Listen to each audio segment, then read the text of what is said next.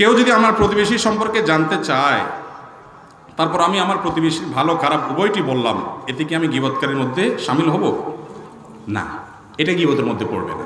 এবং এই গীবত জায়েজ আছে, বরং এই গীবত কোনো কোনো সময় আবশ্যকও হয়। ধরেন কথার কথা, আপনার প্রতিবেশীর সাথে কেউ আত্মীয়তা করবে অথবা তার সাথে কোনো লেনদেন করবে, আপনাকে জিজ্ঞেস করলো লোকটা কেমন। আপনি যদি তখন চিন্তা করেন, হুজুর ওয়াজ করে বলছিল প্রতিবেশীর প্রতি আন্তরিক হতে, ভালো ব্যবহার করতে, তার প্রতি ভালো সম্পর্ক রাখতে, তাইলে এবার একটা সুযোগ পাইছি সওয়াবে কামাই করার। লোকটা আসতো বাটপাত, তারপরও বলবো যে ফেরেশতার মতো মানুষ, তার মেয়ের বহুত অকারেন্স আছে, তারপরও বলবো আরে একেবারে রাবেয়া বসরির মতো মেয়েটা। এরকম বললে সওয়াব হবে না গুনাহ হবে? গুনাহ হবে। কারণ ওই যে একটু আগে যে উত্তর দিলাম, একই কজ।